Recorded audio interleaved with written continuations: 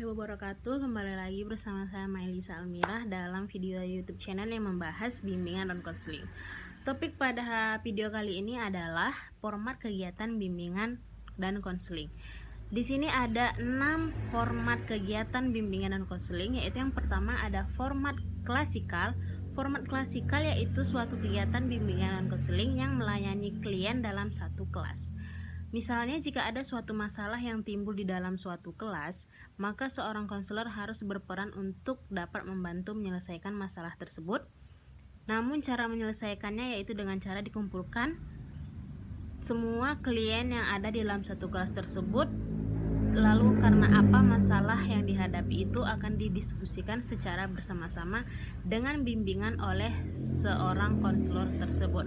Format layanan klasikal ini diaplikasikan ke dalam layanan orientasi dan informasi yang mana pada diri klien tersebut dikenalkan dengan masalah yang dihadapi mereka. Yang kedua itu ada format kelompok. Format kelompok yaitu suatu format kegiatan bimbingan dan konseling yang melayani sejumlah klien dalam bentuk berkelompok melalui dinamika kelompok tersebut. Misalnya, seorang konselor mengarahkan atau membimbing klien dalam sejumlah kelompok yang ketika ada permasalahan di waktu itu, maka diselesaikan melalui secara kelompok yang dibantu oleh seorang konselor yang sudah profesional.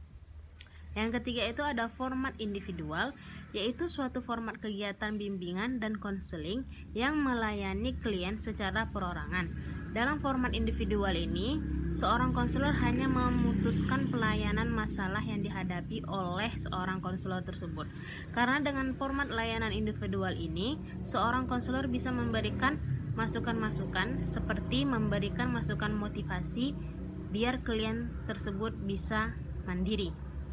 Format layanan individual ini diaplikasikan ke dalam layanan perorangan yang mana seorang konselor dan klien itu menyelesaikan masalahnya harus dengan cara bertatap muka. Yang selanjutnya ada format lapangan.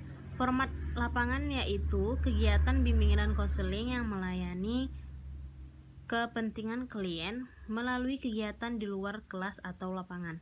Misalnya, seorang konselor itu harus berperan penting dalam mengarahkan dan membina kliennya untuk membantu menyelesaikan masalah yang sedang dihadapi klien ketika klien itu berada di luar kelas atau di luar ruangan. Yang selanjutnya ada format jarak jauh, yaitu format kegiatan BK yang melayani kepentingan siswa melalui media atau saluran jarak jauh seperti surat atau sarana elektronik, atau bisa berkonsultasi melalui media sosial seperti sekarang ini. Itu memudahkan bagi kita yang ingin berkonsultasi dengan mudah tanpa harus bertatap muka.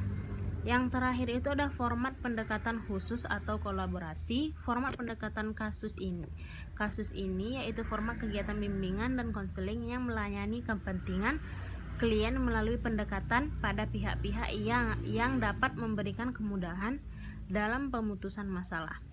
Misalnya, pelayanan seorang konselor dalam membantu penyelesaian masalah yang dihadapi oleh seorang klien dapat dengan mudah diselesaikan oleh konselor tersebut.